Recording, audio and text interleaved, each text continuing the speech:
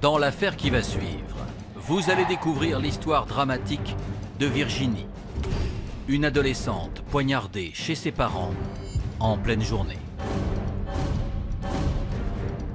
Un crime au mobile mystérieux qui, plus de 30 ans après les faits, continue de semer le trouble. 14 coups de couteau, ça veut dire qu'il a mis du temps à se calmer et qu'il était visiblement dans une rage folle. Évidemment, ça ressemble à un crime. Là, on se venge visiblement de quelque chose. Et puis surtout, l'autre élément potentiellement crucial, c'est qu'il y a de l'ADN qui est exploitable, de l'ADN X, dont on peut supposer qu'il appartient au criminel.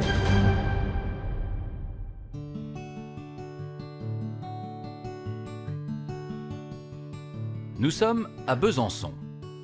À 2 pas du Jura et de la frontière suisse, la ville compte encore des vestiges de l'époque gallo-romaine. Surnommée la Belle Endormie, l'ancienne capitale de la Franche-Comté offre à ses 115 000 habitants un cadre de vie privilégié. Besançon, au niveau architectural, est une ville remarquable, avec un centre historique qu'on appelle la Boucle. Le Doubs enserre cette boucle et on trouve des bâtiments des 16e, 17e siècles essentiellement. Et en surplomb, la fameuse citadelle Vauban, classée au patrimoine mondial de l'UNESCO. Il y a 7 collines qui surplombent Besançon, avec une forêt, une grande forêt pas loin. Et même à l'intérieur de Besançon, on a beaucoup de parcs. C'est d'ailleurs la ville la plus verte de France. Un espèce de calme relatif, une impression d'être dans notre petite bulle et loin des grandes villes et loin des problèmes des grandes villes.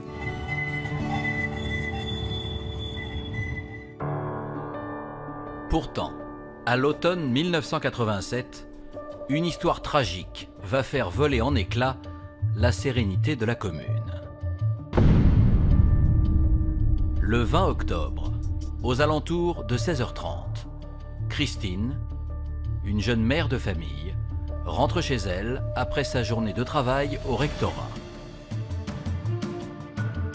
Curieusement, la porte était entrouverte, la porte de l'appartement. Elle est rentrée et puis elle avait tout de suite accès à la cuisine sur sa droite et elle a vu tout de suite sa fille qui était allongée sur le sol avec des traces de sang. Je ne peux pas imaginer ce que la maman a pu ressentir à ce moment-là, le choc, l'effroi, se demander si son meurtrier était encore dans les parages, tout en ne sachant peut-être même pas tout de suite si elle était morte ou simplement dans le coma. Alors que s'est-il passé dans cet appartement familial de Besançon? Pourquoi Virginie, la fille de Christine, se trouve-t-elle dans cet état? Et aurait-elle été assassinée?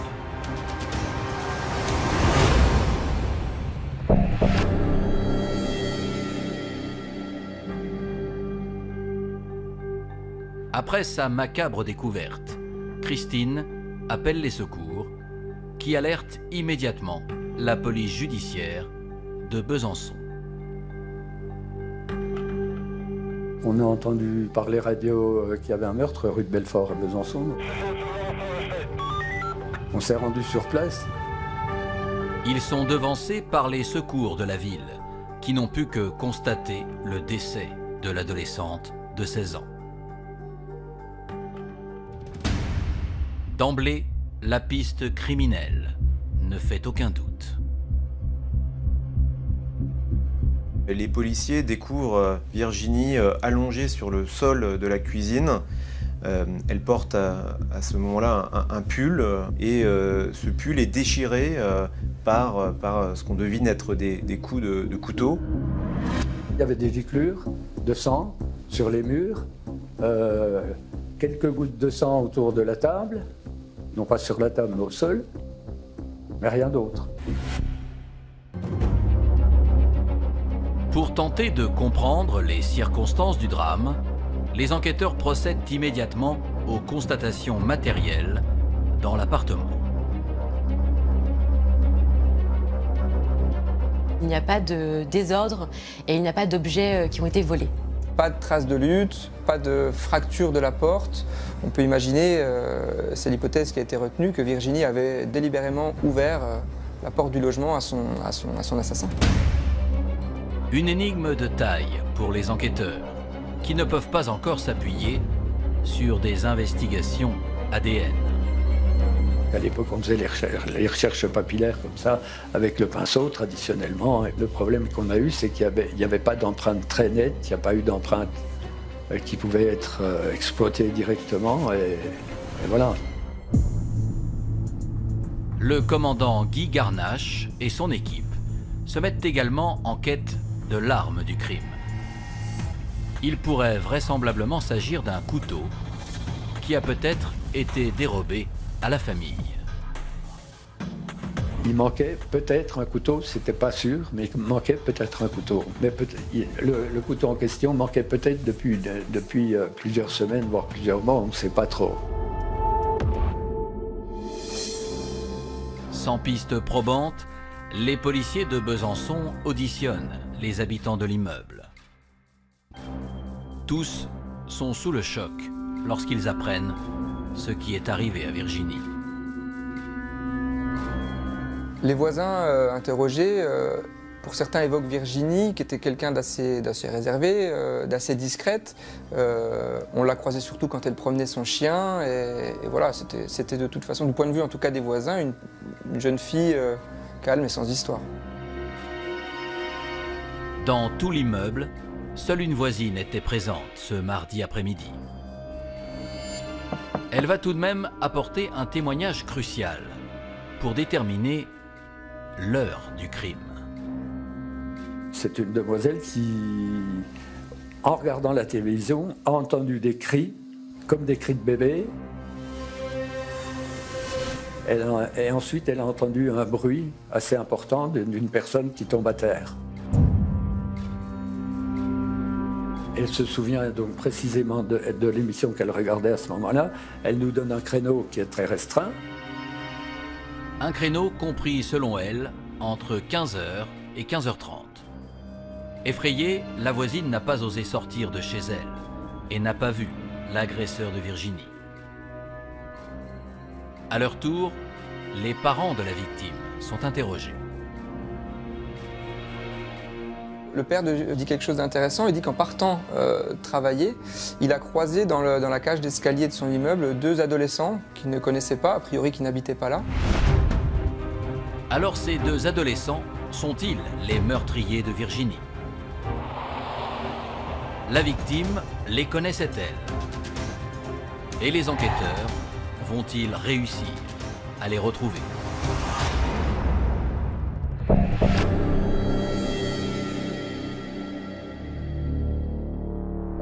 Le soir même, dans les locaux de la police judiciaire de Besançon, l'audition des parents se poursuit. Les enquêteurs ont besoin de comprendre à quoi pouvait ressembler le quotidien de leur fille. Virginie était une adolescente un peu comme toutes les autres. Elle aimait la musique, elle était fan de Madonna. C'était, d'après ses proches, une personne très douce, plutôt discrète aussi. Personnalité affirmée, l'adolescente avait des rêves plein la tête. C'était une jolie brune avec des yeux bleus comme les lacs. Ça, c'était une expression de sa tante qui voilà, était bonne élève, en tout cas jusqu'en 3e, qu'elle venait de quitter parce que finalement, elle avait envie de sortir un petit peu des rails. Elle partait sur un CAP photographie. C'était son projet professionnel. Passionnée par la photo, cet enfant unique aimait aussi rester à la maison et passer du temps en famille. Mais selon ses parents, la jeune fille avait récemment changé de comportement. Dans les dernières semaines, Virginie, on sentait qu'elle voulait un petit peu plus sortir, elle voulait un petit peu faire des rencontres, sans doute un besoin d'émancipation. Le lendemain du meurtre, à la morgue de Besançon, les médecins légistes pratiquent une autopsie sur le corps de Virginie. L'hypothèse d'un viol est écartée de façon catégorique. On dénombre 14 coups de couteau qui ont tous été regroupés au niveau de la poitrine. Certains ont d'ailleurs touché le cœur. Clairement, c'est la cause du décès de Virginie. Les coups ont très probablement été portés avec un couteau type couteau de boucher. Autant dire avec une lame longue, très longue même, de 15 à 20 cm semble-t-il. Les policiers franc-comtois partent à la recherche de ce mystérieux couteau et inspectent les caves ainsi que les poubelles de l'immeuble de Virginie. Les enquêteurs ont poussé les investigations jusqu'à fouiller les égouts de la ville de Besançon. Ils ont mobilisé des hommes grenouilles pour fouiller même et plonger dans le Doubs, hein, le fleuve qui traverse la ville, mais ça n'a rien donné. Donc l'arme du crime n'a jamais été retrouvée. À l'affût d'une piste, les enquêteurs essaient alors de retracer la dernière journée de Virginie. Sa maman était partie plus tôt travailler au rectorat. Restait son papa qui s'était endormi devant la télé, qui s'était réveillé un petit peu précipitamment avant à son tour de partir travailler. Au moment de son départ, Virginie était en train de repasser tranquillement, paisiblement. Il n'y avait pas de souci particulier. Il lui a dit au revoir à ce soir et il a quitté l'appartement. Mais les policiers émettent des doutes sur la version du père de la victime. Les enquêteurs partent d'un premier constat simple. Le père est la dernière personne connue à avoir vu Virginie vivante. Donc forcément, ils vont s'intéresser au père. Alors le père de Virginie aurait-il pu commettre ce crime odieux? Que faisait-il l'après-midi du drame? Et que vont découvrir les enquêteurs sur la vie de cette jeune fille?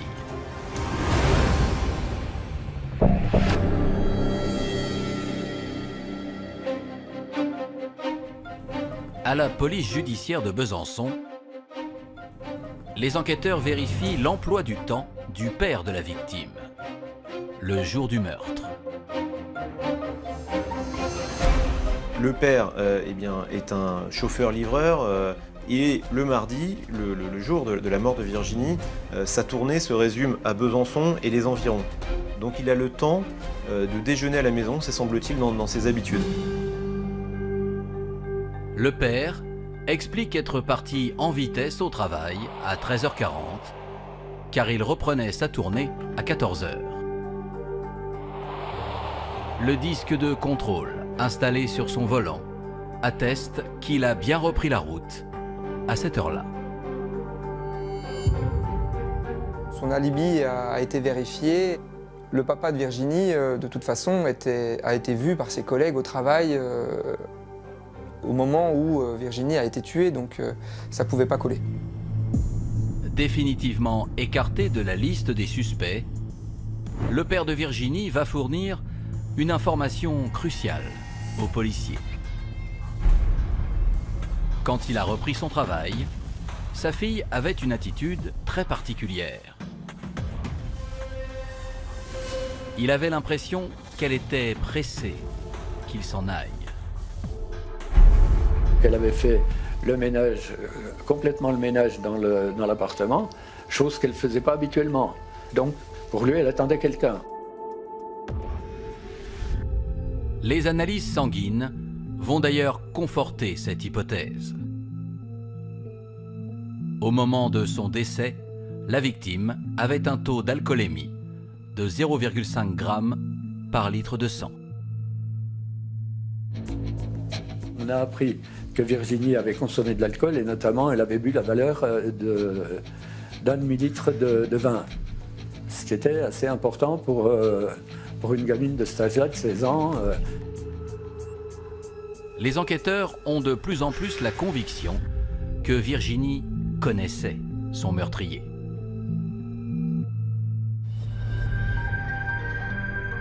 Pour ce qui est du mobile, ils s'orientent sur la piste d'un homme qui serait subitement entré dans une colère incontrôlable.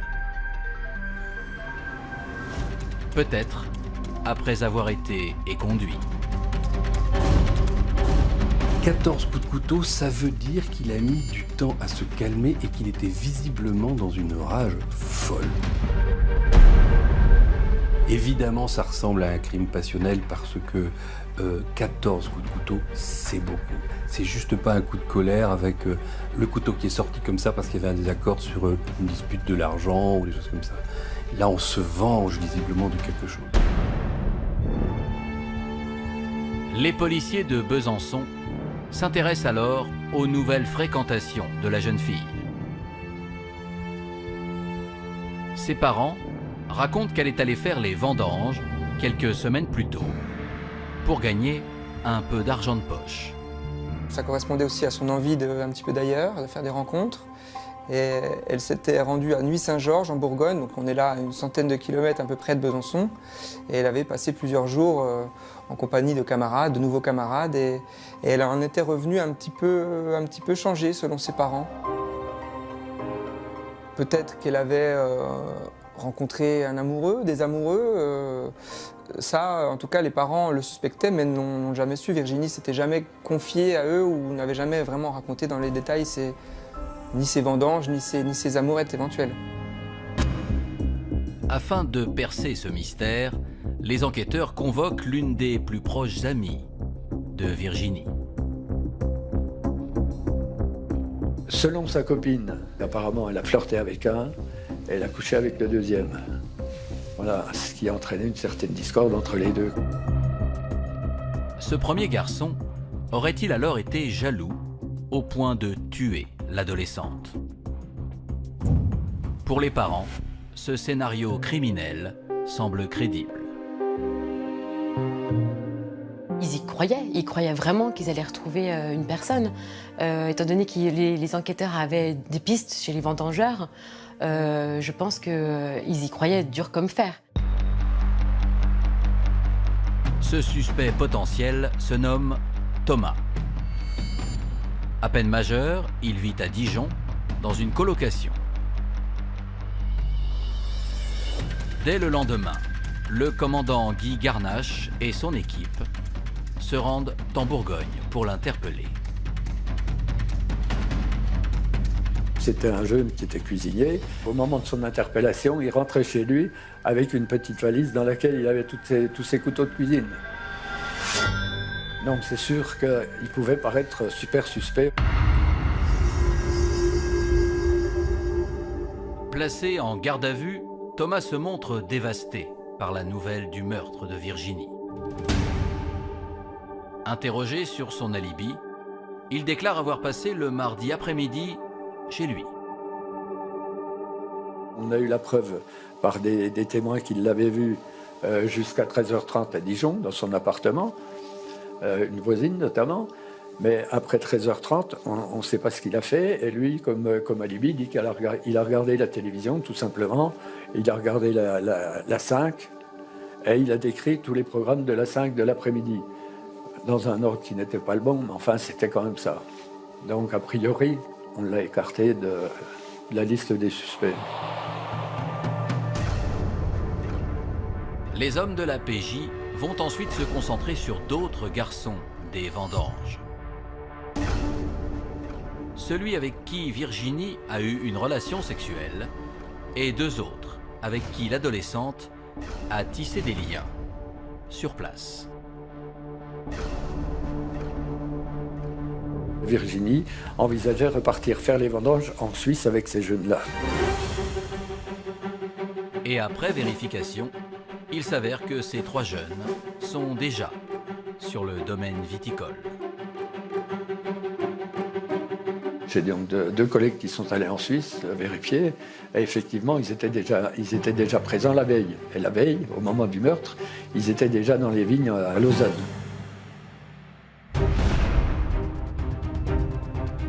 Alors les enquêteurs retrouveront-ils une nouvelle piste plus fructueuse? Qui est cette personne avec laquelle Virginie aurait consommé de l'alcool chez elle? Et s'agit-il de l'auteur de ce meurtre effroyable?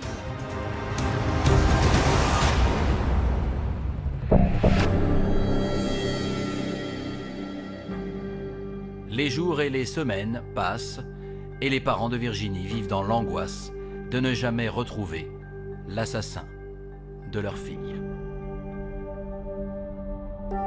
Clairement, ils ont vécu un cauchemar. Ils l'ont plus ou moins dit aux médias à l'occasion de quelques interviews. Ils s'en cachaient pas, même s'ils étaient combatifs. Par ailleurs, ils étaient dévastés. Malgré leur détresse, ils s'investissent corps et âme dans l'enquête. Les parents, au départ, ils se présentaient à 10 h le matin pour repartir à 16 h l'après-midi. C'était pour savoir si on avait fait ci, si on avait fait ça, si on n'avait pas oublié ça. Ça nous permet de discuter avec eux. Une enquête de police, en fait, si vous voulez, il n'y a pas qu'un policier qui peut la résoudre. Il y a aussi des tiers qui peuvent lire un dossier et puis vous dire « mais putain, pourquoi vous n'avez pas fait ça ?» Afin de multiplier leurs chances de réussite, les policiers placardent un appel à témoins dans les rues de la ville. Il invite toute personne ayant remarqué un individu suspect le jour du meurtre à se présenter au commissariat de Besançon. Et très vite, l'opération s'avère payante. Un passant s'est souvenu que 2 garçons, en 4L rouge manifestement, lui ont demandé leur chemin, le chemin vers le 134A rue de Belfort, l'adresse où habitait Virginie. Mais très précisément 134A.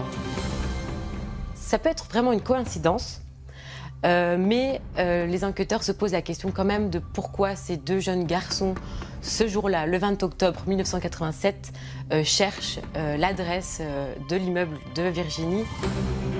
Ce témoignage est corroboré par la gérante de la station-service située juste en face de l'immeuble des parents. Elle a dit je peux vous dire quelque chose, il y a un jeune avec une voiture rouge qui est venu, puis qui a eu un regard vraiment qui m'a fait peur, j'ai trouvé bizarre. Elle précise par ailleurs que le jeune homme était grand et avait une peau acnéique. Si ces 2 témoignages diffèrent sur le nombre d'individus présents, tous sont unanimes sur le fait que le véhicule était immatriculé dans le département de la Côte d'Or. Donc là, les policiers tiennent quelque chose, visiblement, cette voiture rouge qui était immatriculée en Côte d'Or, c'est un département voisin, le département de Dijon.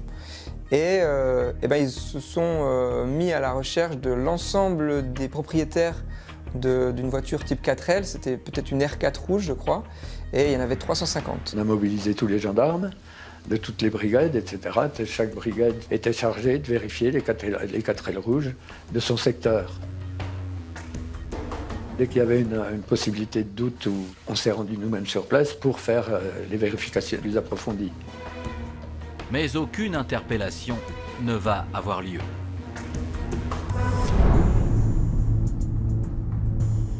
Les enquêteurs décident alors de convoquer à nouveau l'ami de Virginie pour savoir si une voiture immatriculée en Côte d'Or pouvait lui évoquer quelque chose. Sa copine nous disait que Virginie, quand elle voyait une voiture en 21, donc une voiture de la Côte d'Or, il fallait absolument qu'elle sache qui c'était. Mais l'ami de la victime n'est pas en mesure d'expliquer ce comportement intrigant. Face aux policiers, elle va tout de même raconter que 11 jours avant sa disparition, Virginie s'était rendue à Dijon pour faire une visite surprise à Thomas, son copain vendangeur. Quand elle est allée là-bas, il n'y avait personne. En partant de là-bas, elle a laissé un message avec le téléphone de ses parents, le téléphone en liste rouge, sur le pare-brise de la voiture du copain. Aurait-elle fait une mauvaise rencontre ce jour-là? Un inconnu aurait-il récupéré son numéro de téléphone? Les enquêteurs ne laissent aucune place au doute et diffusent également un appel à témoins à Dijon. Des habitants de la commune vont alors se rappeler avoir croisé Virginie sur la place d'Arcy. Ils ont vu passer 3 jeunes, accompagnés d'une jeune fille dont ils ont tout de suite reconnu la photo. Le témoin en question a dit « mais moi je me souviens parfaitement de la date, c'était le 9 octobre, c'était mon anniversaire ». Et la jeune fille, c'était impossible de ne pas la reconnaître parce qu'elle se baladait avec un chapeau blanc noir. Ils indiquent également que l'un des 3 hommes portait un pantalon en cuir noir.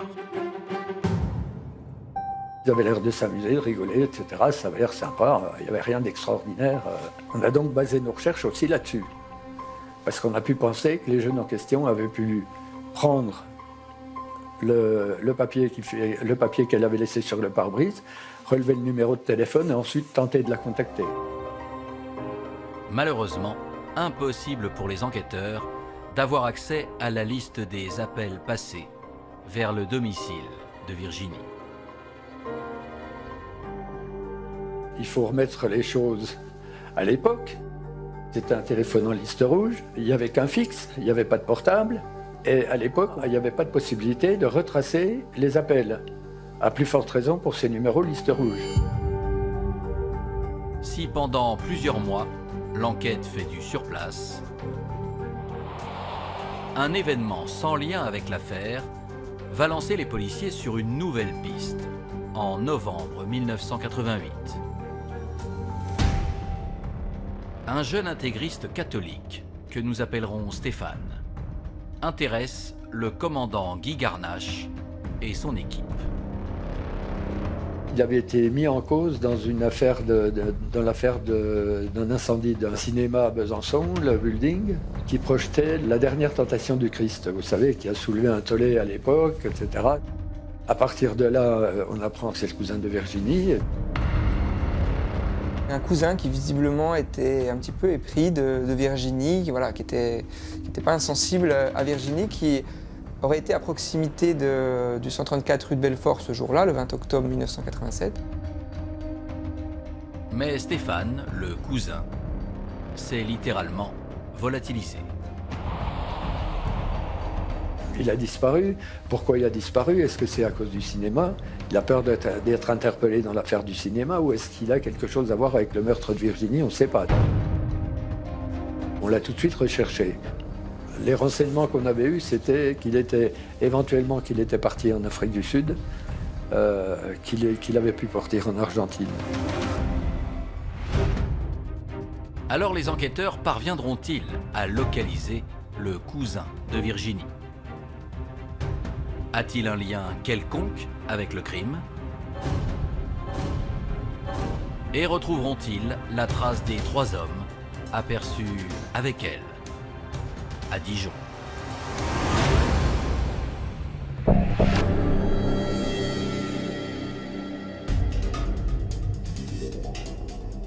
Malgré des recherches lancées en collaboration avec les ambassades d'Argentine et d'Afrique du Sud, le cousin de Virginie demeure insaisissable.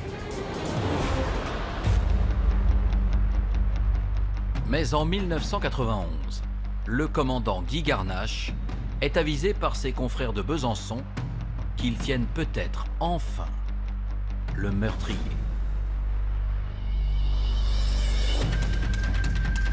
C'est un jeune qui est allé jusqu'à s'accuser, mais qui était relativement jeune quand même. Il était déjà mis en cause dans une affaire relativement grave. Ce suspect, que nous appellerons Amir, a été interpellé à l'origine pour une affaire de viol. Mais lors de sa garde à vue, il aurait raconté avoir également tué Virginie en 1987. Il avait alors 14 ans. Face aux enquêteurs, l'homme va même jusqu'à révéler où il aurait jeté l'arme du crime. Il dit, j'avais un couteau, le couteau, je l'ai jeté depuis tel pont. J'ai fait plonger les pompiers qui m'ont retrouvé un couteau. Mais je les aurais fait plonger vers un autre pont, ils allaient me trouver un couteau.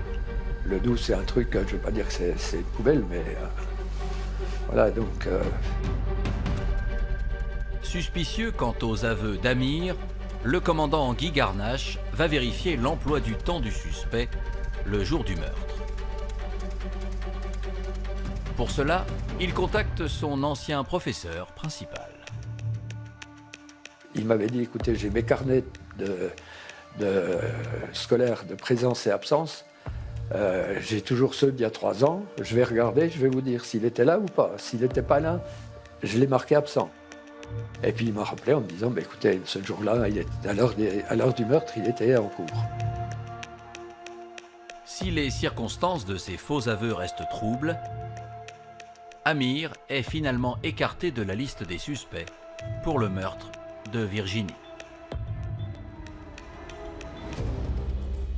Pendant 2 ans, l'enquête ne connaît aucune avancée majeure. Jusqu'à l'arrestation du cousin de l'adolescente en 1996. Après avoir séjourné en Argentine, l'homme de 28 ans a été arrêté lors de son retour en France. Il a été interrogé, on a réétudié avec vraiment beaucoup évidemment d'attention son cas et il a été disculpé. Là encore, c'est une porte qui se referme. Le cousin n'était pas lié au crime. Après toutes ces fausses pistes, les parents de Virginie reçoivent une ordonnance de non-lieu le 20 octobre 1997, 10 ans exactement après les faits.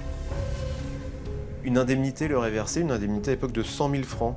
Et au lieu d'encaisser cette somme, comme ils en avaient tout à fait le droit, ils se sont publiquement exprimés pour dire que cette somme reviendrait à toute personne susceptible d'apporter un élément conduisant à la vérité sur la mort de leur fille. Dans un dernier sursaut d'espoir, les parents placardent un nouvel appel à témoins dans toute la ville de Besançon. Et évidemment qu'ils ne peuvent pas rester sur un non-lieu, parce que c'est une manière d'effacer les choses, de les dédramatiser, de faire oublier leur fille. Donc ils avaient vraiment envie que l'enquête ne se termine jamais, qu'on trouve, qu'elle soit vengée.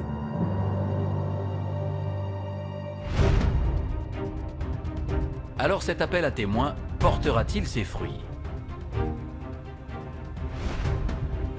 L'enquête sera-t-elle un jour relancée? Et les policiers franc-comtois parviendront-ils à identifier les mystérieux passagers de la voiture rouge?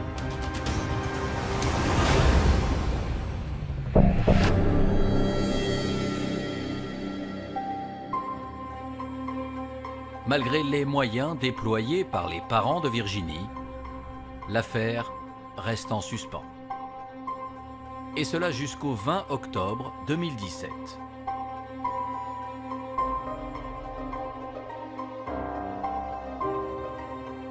30 ans jour pour jour après le meurtre de l'adolescente, la nouvelle procureure de Besançon annonce la réouverture inespérée de l'enquête. Aujourd'hui, on a des nouvelles techniques d'investigation, de nouvelles manières d'aborder les dossiers criminels qui peut-être permettront de déceler quelque chose qui n'avait pas été décelé à l'époque. Et puis surtout, l'autre élément potentiellement crucial, c'est que des scellés ont été exhumés, ont été retrouvés. Là, on est vraiment dans les sous-sols du palais de justice de Besançon. Et que sur ces scellés, il y a de l'ADN qui est exploitable, de l'ADN X, dont on peut supposer qu'il appartient aux criminels. De nouveaux magistrats et de nouveaux enquêteurs sont désormais en poste. L'occasion de porter un regard neuf sur cette affaire. Les enquêteurs de la PJ actuelle à Besançon ont tout repris le dossier de A à Z et surtout ont même réentendu les voisins de l'époque, les proches de Virginie 30 ans après. Ils ont même entendu leurs propres collègues, les enquêteurs de l'époque qui avaient travaillé sur ce dossier. Donc il y a vraiment un travail de fond, un travail de fourmi qui a été réalisé pour reprendre cette enquête à zéro. En prenant du recul sur le dossier, les enquêteurs s'intéressent particulièrement à un témoin de l'affaire. s'agissait du passant qui, à l'époque, en 1987, avait indiqué aux enquêteurs avoir vu 2 jeunes gens à bord de la 4L rouge, la fameuse 4L rouge. Après de nouvelles investigations, les policiers de Besançon ont découvert que ce témoin, nommé Eric, est, comme Virginie, amateur de photographie. Et ce n'est pas tout. Il avait proposé à une autre jeune fille de la prendre en photo. Les enquêteurs se sont dit peut-être qu'il avait fait la même démarche auprès de Virginie et que c'est cette séance photo qui aurait complètement dégénéré et l'aurait conduit à tuer Virginie.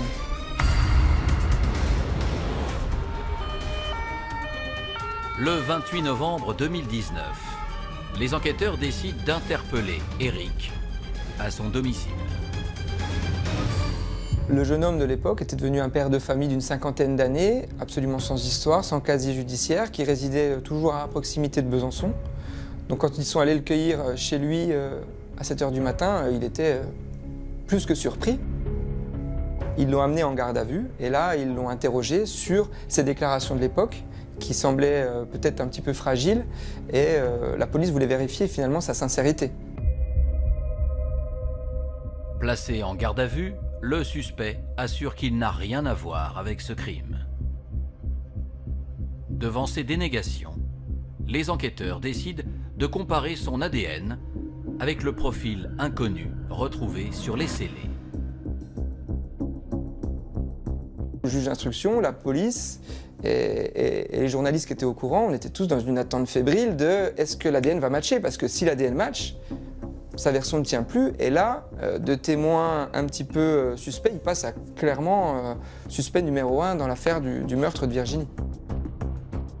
Mais le lendemain, le laboratoire d'analyse ADN livre un résultat sans appel. Cette personne eh bien, a été mise hors de cause grâce à l'ADN, son ADN ne collant pas, ne matchant pas avec l'ADN retrouvé sur la scène de crime. C'est pas un échec, c'est juste une porte qui se referme et qui permet aux enquêteurs de se projeter sur de nouvelles pistes. Mais pour les parents, qui croyaient enfin toucher au but, la désillusion est d'une violence inouïe. On retombe à la case départ et on dit non, bah, c'était pas ça, donc on n'a pas avancé et on retombe dans les mêmes angoisses, les mêmes interrogations. Évidemment que c'est frustrant, évidemment qu'ils ont dû être très peinés que ce soit pas le bon. Depuis toutes ces années, voilà, ils ont vécu des montagnes russes émotionnelles absolument impossibles à supporter. Ça fait 30 ans qu'ils sont dans le chagrin, dans l'interrogation, dans la colère, et ça les a usés.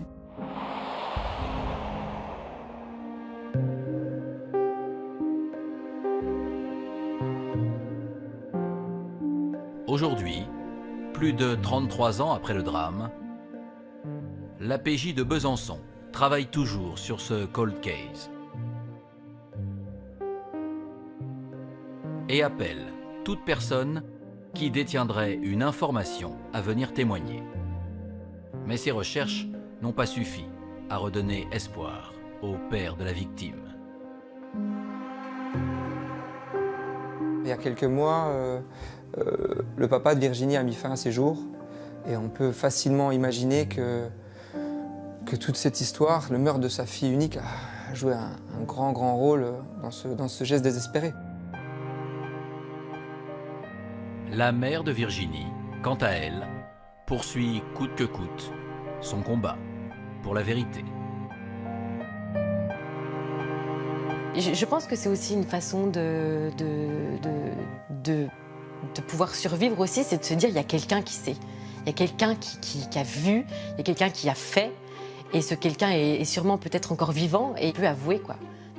Oui, je pense que c'est une façon de rester en vie et de se dire oui, ça arrivera, on saura la fin de cette histoire quoi.